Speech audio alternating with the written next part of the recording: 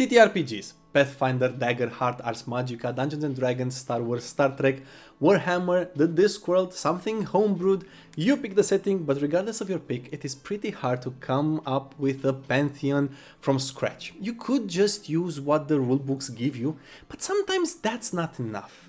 You sometimes have to come up with plot twists, with end of story quests, with new ideas, new items handed down by the deities. You have to rope your players in, give them a reason to engage, and that can be a lot. So why not make it a little bit easier and epic at the same time? How can you do that? Well, it's easy. Take inspiration from history and real life mythology. I promise you, you will never run out of ideas. And who better to help you with your endeavors than the original soap opera creators, the Dirty Daddies of Drama, the creators of the news outlet Sandals and Scandals, the creators of the show Trojans and Tribulations, the mythomaniacs themselves, the ancient Greeks. So, let's rely upon the help of the Olympian oversharers when enhancing our worlds, our stories, our books, music, and even games. Now, grab a tasty drink, settle in, hold on to your socks, and let me tell you a story that will surely inspire you.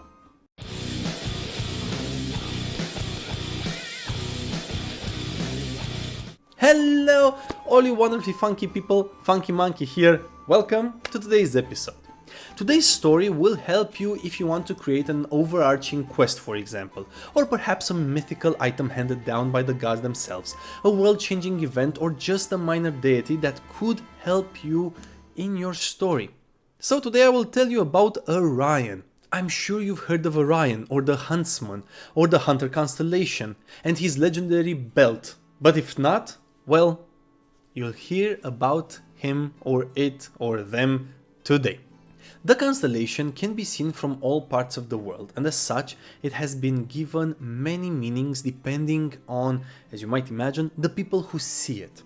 But although the meanings attributed to the stars differ, there is a main running theme, that of a hunter, or as being part of a hunting scene. In Europe, the earliest mention of Orion that we know comes from the Iliad, written sometime between the 9th and the 8th centuries BCE.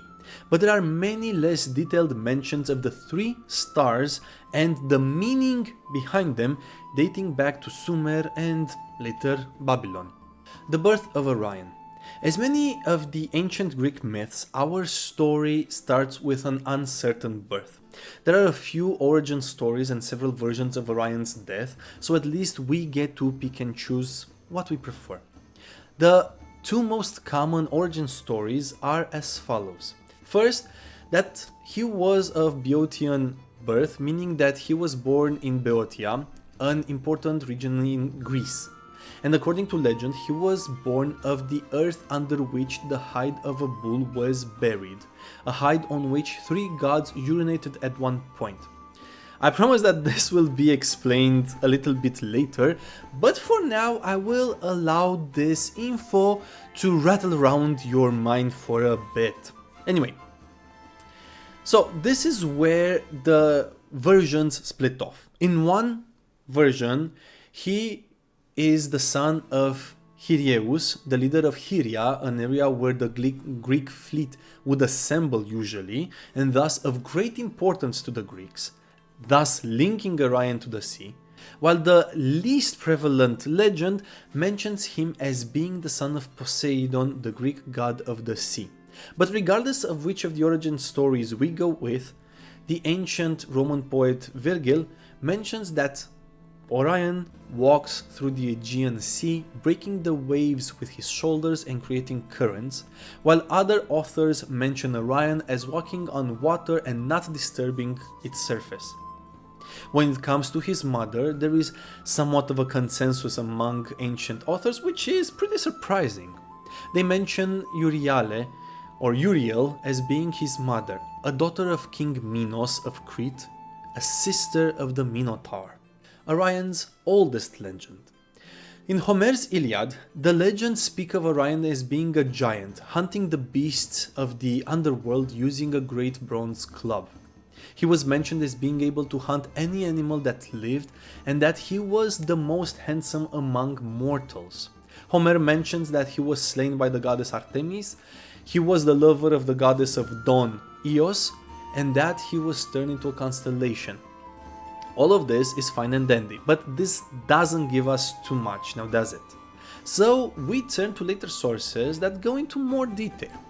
According to later lost works of Hesiod, summarized by Eratosthenes, Orion traveled to Chios, where he got blind drunk and essayed Merope, the daughter of Oenopion, the king of Chios. Now I ask you, what's a good Greek legend without a dash of essay?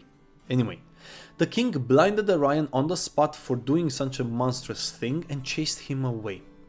While being driven off, Orion reached the Isle of Lemnos, the isle where Hephaestus, the smith god, had his great divine forge. Hephaestus ordered his servants to guide Orion to the uttermost east, where Helios, the divine sun, healed Orion and gave him his vision back. In a classic bully move, Orion returned to Chios to punish Oenopion for punishing him for essaying his daughter. But the king hid underground somewhere where Orion couldn't find him and thus escaped. Scouring the island for his prey, not being able to find the king, Orion moved on eventually and ended up on Crete, where he hunted alongside the goddess Artemis and her mother Leto. During his hunt with the goddess, Orion threatened to kill every last beast on earth for some unknown reason. Gaia, the goddess of the earth, upon learning this, decided that Orion was too much of a threat, so she sent a giant scorpion to kill him. The great scorpion succeeded in killing Orion, and after his death, Artemis and Leto asked Zeus to place Orion among the stars. Zeus agreed, and as a memorial to Orion's death, Zeus also added the great scorpion as a constellation, thus locking the two in an eternal hunt. Orion's later legends.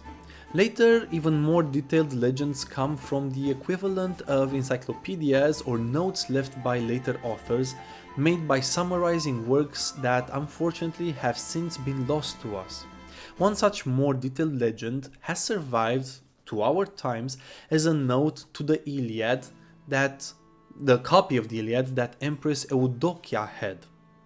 We now get the explanation of the three gods urinating and thus making Orion, so hold on to your socks tighter, this is gonna get really weird.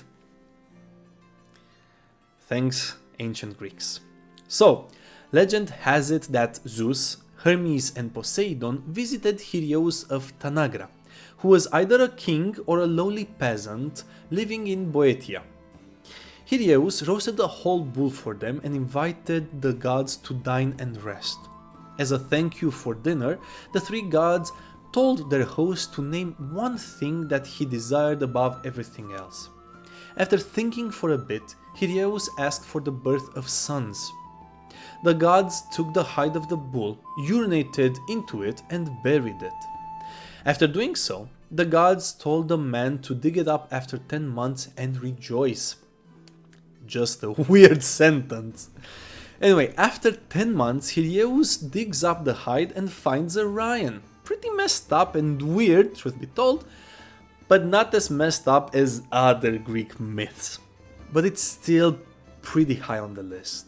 When it comes to his death, one of the alternate versions goes like this, and is left to us by the ancient late Roman author Hyginus, an author that wrote this version much later than the version we get from Eudokia's copy of the Iliad. And Hyginus mentions that Orion was killed by Artemis by mistake. One day, Orion was swimming out in the sea and just relaxing, but pretty far from the shore. Apollo, Artemis's brother, jealous of the love that Artemis and Orion shared, taunted Artemis to put an arrow through the creature that they could barely see out in the open sea. She fell for the trick, being taunted by Apollo, and put an arrow through the shape, rejoicing that she hit the mark and won the bet. When Orion's body washed ashore later, Artemis recognized her arrow and realized what she just did and wept bitter tears. She begged her father Zeus to place Orion, her lover, among the stars. Zeus did, and also rose his two faithful dogs, Canis Major and Canis Minor, or Sirius and Procyon. Another hallmark of a good Greek myth: incest, brought to you by Apollo and Artemis. Another less common version of the story of Orion's death comes from a late Greek source and mentions that while Orion was hunting alongside Artemis, he tried to SA the goddess, or at least one of her companions, Upis. After trying such a thing, Artemis killed him with an arrow, but this doesn't really explain how Orion got to be a constellation.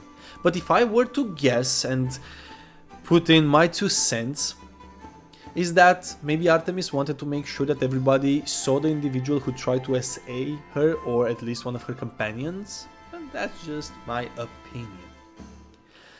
Another version that mentions the scorpion, this is a Roman late version, mentions that Gaia sent a small scorpion that hid under a stone and stung Orion after the demigod boasted that he would kill every beast in the world. The size of the scorpion was important as it humiliated such a boastful hunter. Again, this does not explain why he was placed among the stars, at least in this version. There is another version of Orion's story that does explain how he became a constellation.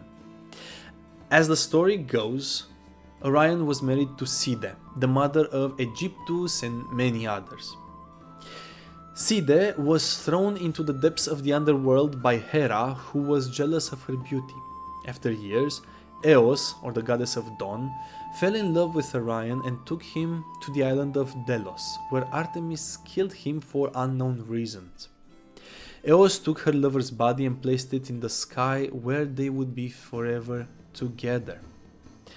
Now, as you can see, there are many versions to this story, but there is a common thread, that of Orion being born of the gods, thus making him a demigod, him being boastful and arrogant, claiming he could kill any beast on the planet and paying for this. And there is also a second very important thread that is woven through most of the legends related to him, that of him essaying either Enopion's daughter, or Artemis, or one of the goddess's companions. These are the two main ideas that can be found in both Greek and Roman legends. When it comes to legends from other parts of the world related to Orion, we get kind of the same themes, but with some differences. For example, in Indian mythology, Orion's belt is called Mrigashira, or the deer's head. It represents the head of the deer killed by Lord Shiva when it tried to disrupt his meditation at the instruction of Lord Brahma. But, from what I found on the interwebs, it is also seen as Nataraja, the cosmic dancer, an avatar of Shiva. At the same time, in China, the 3 stars of Orion's belt are in the 21st mention of the Chinese star chart. There are 28 mentions, and they are more or less the equivalent of the 12 zodiac signs in Western cultures. In this case, the 3 stars are part of a hunting scene with a hunter on one side of the 3 stars and the prey, or the scorpion, on the other side of the 3 stars. The legend I found about these constellations mentions the feuding sons of Emperor Gao Xinshi or Di Kus. Sorry for butchering this, I'm sure I'm making a mess, but I'm doing my best. So Gao Xinshi or Gao Xinshi. Anyway, this emperor, almost a mythical individual, was a descendant of the Yellow Emperor. His 2 sons, Xinshen and Ebo, were always fighting, always at odds. Having had enough of their bickering and fighting, the emperor had only one option left. He turned them both into constellations. Shen became the ruler of the lunar mansion of Shen, aka Orion, and Ebo became the ruler of the lunar mansion of Shin, aka Scorpius. To stop the fighting, the Emperor made it so that the two lunar mansions could never be seen at the same time in the sky, thus putting an end to his son's eternal bickering. And with that, dearies, how can we use all of this in our stories? Well, for me it's simple. I would go with the idea of the Great Hunter, a demigod or an avatar of a god of the hunt that has been defeated at one point, or that is still actually very much alive and watching over mortals. I would scatter this god's equipment across the world for only the most worthy of individuals to find and wield, and have the characters set out in search of said items to end them in a final effort. You have the belt, you have the bow, you have the sword, and as a hunter, Orion would have most likely had a breastplate, bracers and boots and a dagger, and there you go, Bob's your uncle. You have enough pieces of gear to satisfy a party of 5, 6, 7 players. The characters could aid. On the other hand, another idea is that the characters could aid Orion in the god's struggle against the Great Scorpion, or could hunt down Orion's descendant if you prefer to go with more of his monstrous side and he has to be punished for essaying somebody, but that's a little bit too dark for me, but you do you. Or perhaps this came to me last night actually.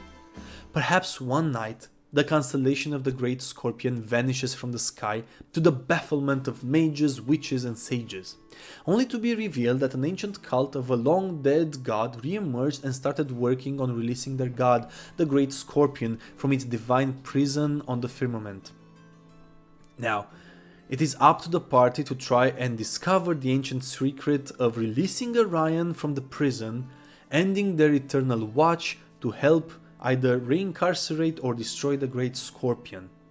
Something like the story of Maiev Shadow Song and Illidan's Storm Rage. Or you could go the other way around, make Orion a BBEG and have the Great Scorpion, who in all legends defeats Orion, be brought back by the party, by the characters, to help save the world. Other than that, your imagination is the only limit. And with that, Potato's 7th title is Pisulin Monk. Now, make sure you hit that subscribe button and join this amazing funky community. Make sure you hit the like button, show me that this video gave you some inspiration, hit the bell so you don't miss my next video. Sorry for putting out videos pretty rare lately. There have been some things going on in my life, so yeah, I had to take it easy, although I didn't want to. And make sure you leave a comment down below. Share your thoughts, share your experiences, share other legends regarding Orion that you might know from your part of the world. Or if you have no ideas of what to say, just say hi. It's not a problem. I always love saying hi back to you. Thank you so much for the privilege of your time. I truly hope you found some inspiration and learned something new today, and I can't wait to see you all funky people here next time on Funky Monkey MP, the place where you get your dose of history, world building, and perhaps trivia. Remember, be curious, take inspiration from the past, and never stop learning, world building, and creating amazing things, whatever those are. Your mind and imagination are awesome, and don't let anybody tell you otherwise. Until next time, have yourselves a wonderful, wonderful, funky day. Cheers.